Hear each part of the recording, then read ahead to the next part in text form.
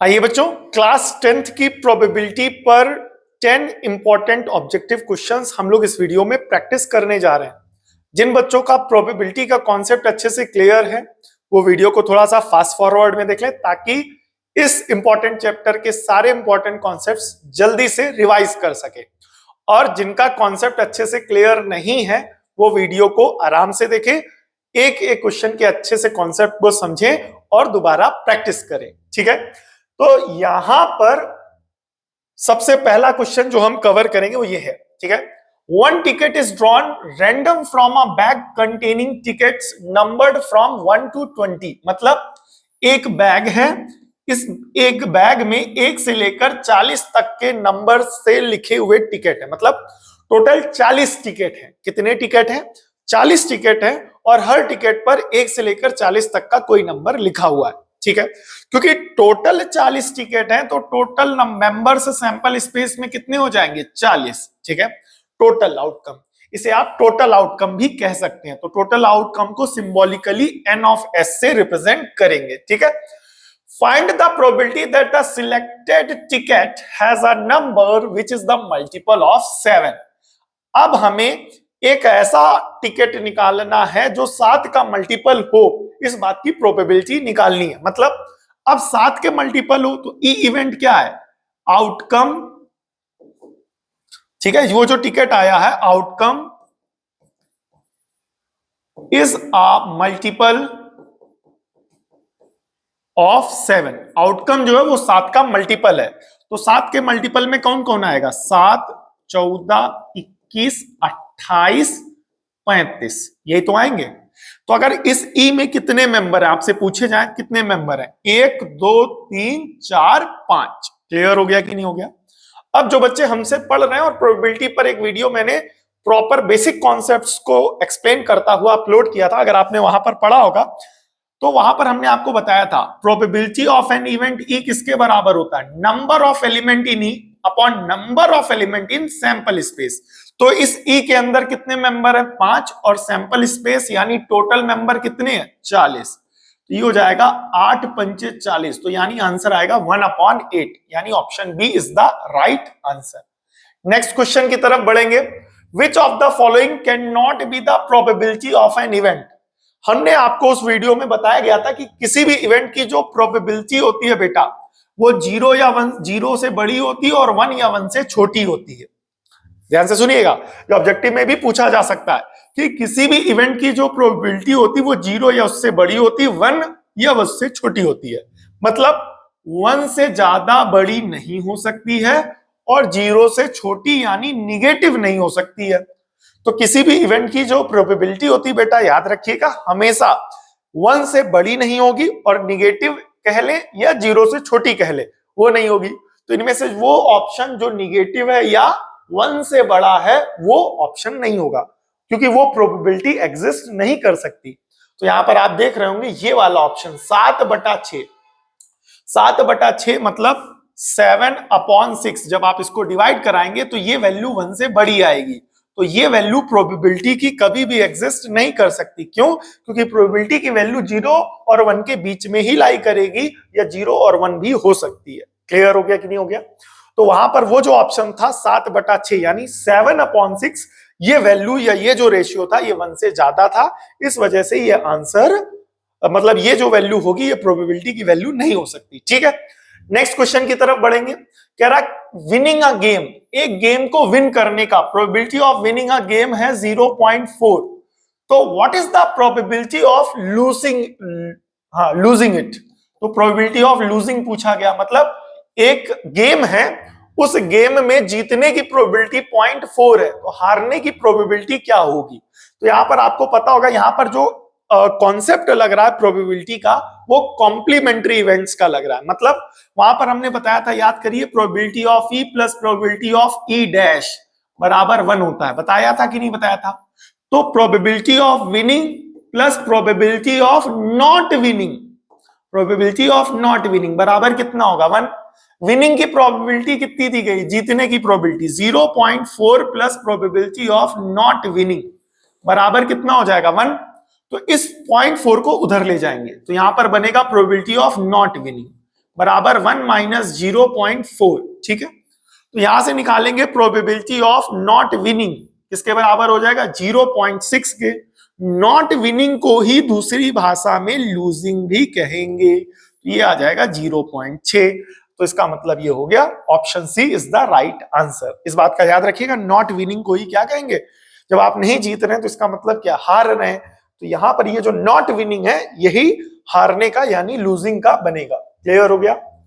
If an event can not occur, अगर एक event नहीं हो सकता तो उसकी प्रोबेबिलिटी क्या होगी। हमने आपको बताया था, आपको पता भी होना चाहिए कि अगर कोई इवेंट नहीं होता है, अगर कोई इवेंट नहीं होता है तो उसे इम्पॉसिबल इवेंट कहते हैं, और इम्पॉसिबल इवेंट्स की जो प्रोबेबिलिटी होती है वो कितनी होती है बेटा, 0। कितनी होती है, 0। क्लियर हो गया। Next question, there are 20 tickets numbered from 1 to 20 respectively. तो अब आप सभी को पता होगा टोटल नंबर ऑफ टिकट कितने हैं, 20। तो टोटल नंबर को ही, टोटल आउटकम को ही एन ऑफ एस से रिप्रेजेंट करते हैं। एक बैग होगा उसमें टोटल 20 टिकट्स हैं। कितनी टिकट्स हैं, 20 टिकट्स हैं। तो 20 टिकट्स का मतलब क्या हो गया, टोटल टिकट, और टोटल टिकट को एन ऑफ एस यानी total number of sample space यानी एन ऑफ एस से रिप्रेजेंट करते हैं, ठीक है। अब कह रहा है 1 ticket is drawn at random, एक टिकट को निकाला जाता है। What is the probability that the number on the ticket is a multiple of 5। तो ई इवेंट क्या है, outcome, outcome is a number multiple of 5, 5 का मल्टीपल है। तो ई के अंदर कौन कौन आएगा, 5 आ जाए, 10 आ जाए, 5 आ जाए, 10 आ जाए, 15 आ जाए, 20 आ जाए, ठीक है। सो नंबर ऑफ एलिमेंट इन्हीं कितने हो जाएंगे, 1 2 3 4, ठीक है। अब बात करेंगे प्रोबेबिलिटी ऑफ ई की, तो हमने फॉर्मूला बताया था आपको, number of element in E upon total number of element यानी number of element in sample space. E के अंदर कितने मेंबर है, 4, और एस के अंदर कितने मेंबर हैं, 20। तो आप सभी को पता होगा 4 एकम 4, 4 पंचे 20 यानी 1/5 is the right answer, option number B. Clear हो गया कि नहीं हो गया। नेक्स्ट क्वेश्चन की तरफ बढ़ेंगे। कह रहा है there are 25 tickets numbered from 1 to 25। Once again 40 ticket थे तो एनएस कितना बना था, 40, याद करो। यहां पर 20 टिकट है तो एनएस कितना बना, 20।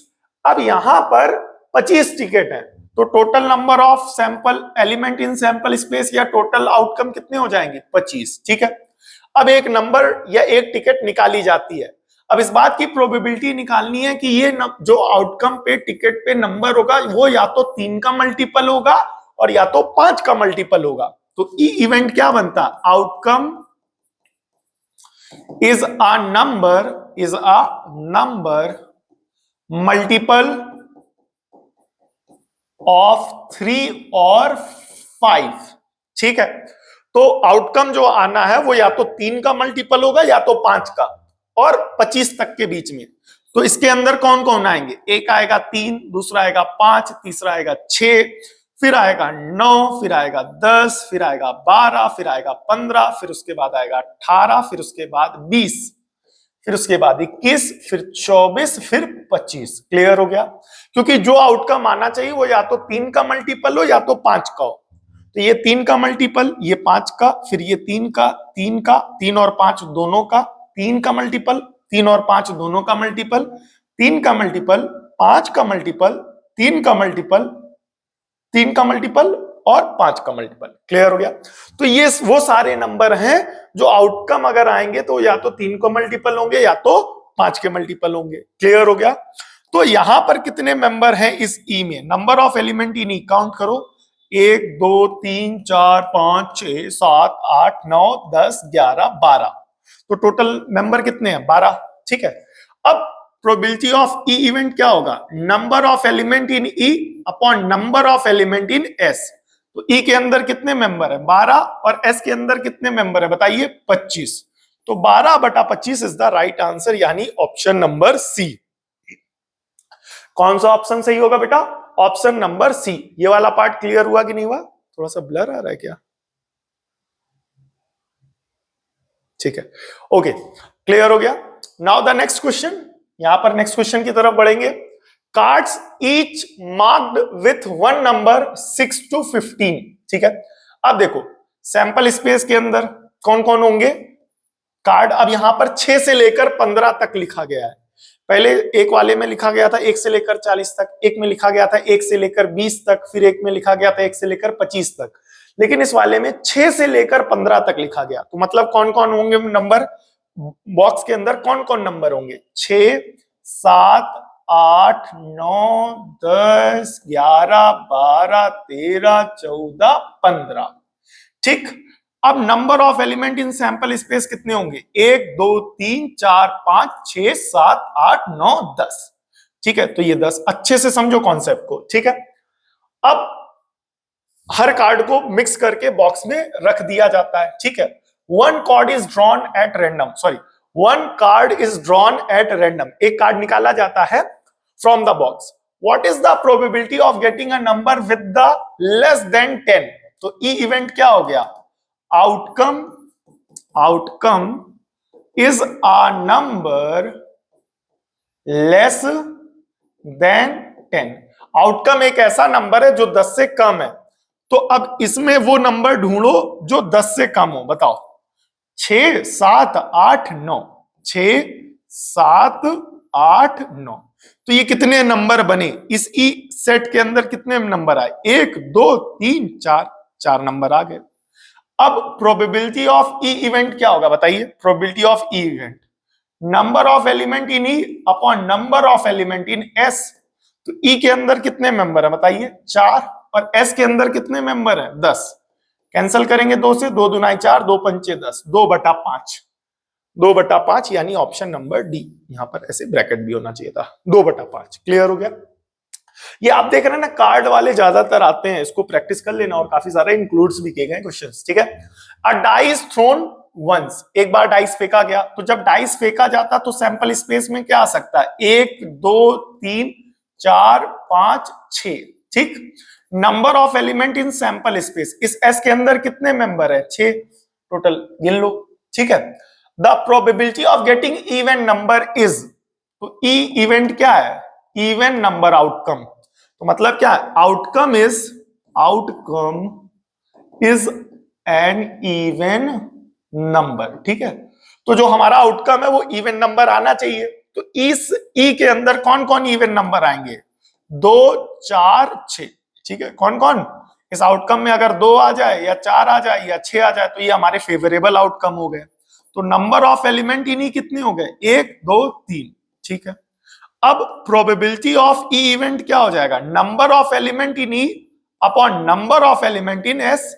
इस ई के अंदर कितने मेंबर है? 3, और इस एस के अंदर कितने मेंबर है? 6। कैंसिल करेंगे तो फाइनल आंसर आ जाएगा 1/2, यानी 1/2 is the right answer, option number A. Clear हो गया? बेसिक से क्वेश्चंस प्रैक्टिस कराए जा रहे हैं। 10th लेवल पर इतनी कोई टफ और हार्ड प्रोबेबिलिटी नहीं है, बट आप अच्छे मार्क्स, अब इसका हार्ड नहीं है तो इसका मतलब ये थोड़ी ना कि आप ऐसे चले जाएंगे और पेपर करने चले आएंगे। आपको प्रॉपर और अच्छी प्रैक्टिस करके जानी है, तब कुछ काम बनेगा मेरे भाई। ठीक है, बहने भी। ठीक है, आइए नेक्स्ट क्वेश्चन की तरफ बढ़ते हैं। The probability of throwing a number greater than 2 with a fair die. ठीक है, तो एक डाई फेंका गया है, फेयर डाई। अब यहां पर फेयर डाई यूज किया गया तो सैंपल स्पेस में कौन कौन मेंबर आएंगे? 1, 2, 3, 4, 5, 6, क्योंकि जब पासा फेंका जाता तो यही 6 नंबर आ सकते हैं, यही पॉसिबल आउटकम है। तो total number of element in sample space कितने हो गए? 1, 2, 3, 4, 5, 6। ठीक, अब ई इवेंट क्या है बताओ? ई इवेंट क्या है? Outcome is number greater than 2।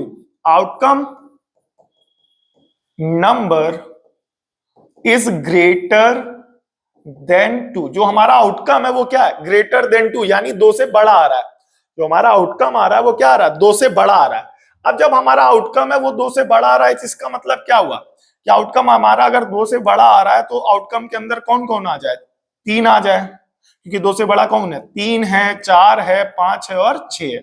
So number of element इन्हीं कितने हो जाएंगे? टोटल 4। कौन कौन? 1, 2, 3, 4, ये टोटल 4 लोग हैं। तो प्रोबेबिलिटी ऑफ ई का फॉर्मूला क्या होता है? Number of element in E upon number of element in S. तो ई के अंदर कितने मेंबर हैं? 4, और एस के अंदर कितने मेंबर है बेटा? 6। तो कैंसिल कर देंगे 2/3, क्या आ जाएगा फाइनल आंसर? 2/3 यानी option number D is the right answer. Clear हो गया कि नहीं हो गया? Next question, last but not least, a die is thrown once, एक पासा एक बार फेंका गया तो सैंपल स्पेस क्या बनेगा? 1 2 3 4 5 6। Number of element sample space में कितने होंगे? 6।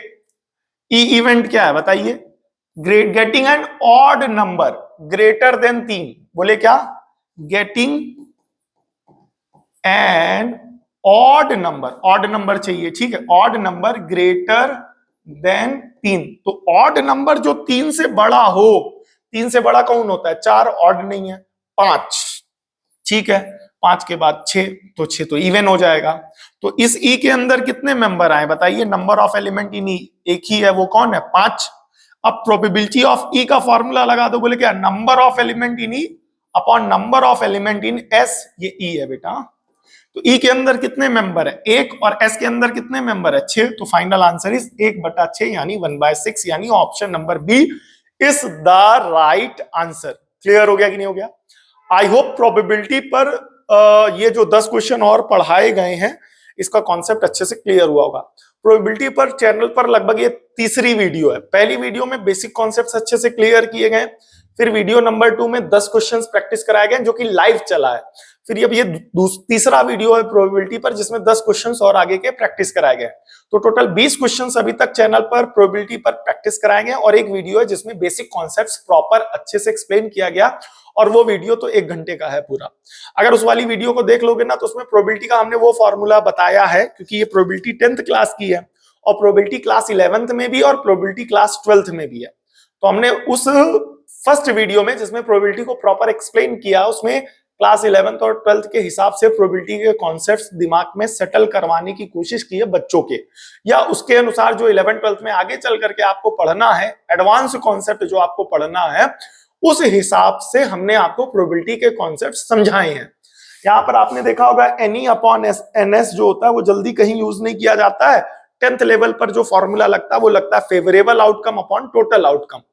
बट हमने आपको जो 11th क्लास में फॉर्मूला यूज किया जाता है, 12th क्लास में फॉर्मूला यूज किया जाता है, या जो हायर क्लासेस में आगे जाकर के प्रोबेबिलिटी का कहीं भी फॉर्मूला यूज किया जाता है, वो यही वाला यूज किया जाता है, ठीक है, बेसिक लेवल पर। तो हमने इस वाले कॉन्सेप्ट को एक्सप्लेन किया है। अगर जिनका वो वीडियो मिस हो चुका है तो वो वीडियो मिस कर दें और इसकी प्रॉपर एक प्लेलिस्ट बना देंगे। जो बच्चे चैनल पर वीडियो पर नए हैं और अभी तक जुड़े हुए हैं उनसे बताना चाहूंगा, बेटा नवंबर, दिसंबर, जनवरी 3 महीने 90 दिन पर डे चैनल पर एक वीडियो मैथ्स या साइंस से जुड़ी हुई अपलोड हो रही है, जो आने वाले बोर्ड एग्जाम पेपर को लेकर के इंपॉर्टेंट क्वेश्चंस, कॉन्सेप्ट्स और पीवाईक्यूज कैरी और कवर करती है। तो जिन बच्चों को अच्छे से प्रैक्टिस करनी है, रेगुलर प्रैक्टिस करनी है, वो चैनल को सब्सक्राइब कर लें, और जो पुरानी वीडियोस जिनकी छूटी हुई हैं एक एक वीडियो प्रैक्टिस कर लें, बिकॉज उसमें से काफी क्वेश्चंस इस बार के बोर्ड एग्जाम पेपर में रिपीट होंगे, और आपको तब पता चलेगा जब आप एक एक क्वेश्चंस कवर करके जाएंगे, एक एक वीडियो देख करके अच्छे से तैयार करके जाएंगे, ठीक है। और नेक्स्ट किस टॉपिक पर वीडियो बनाई जाए आप हमें कमेंट करके बता सकते हैं, या किसी टॉपिक का आपको पर्टिकुलरली रिवीजन चाहिए तो आप हमें कमेंट करके बता सकते हैं। मिलते हैं नेक्स्ट वीडियो में, तब तक के लिए जय हिंद। वीडियो में लास्ट तक बने रहने के लिए बहुत बहुत धन्यवाद। आप सब बहुत अच्छे हैं।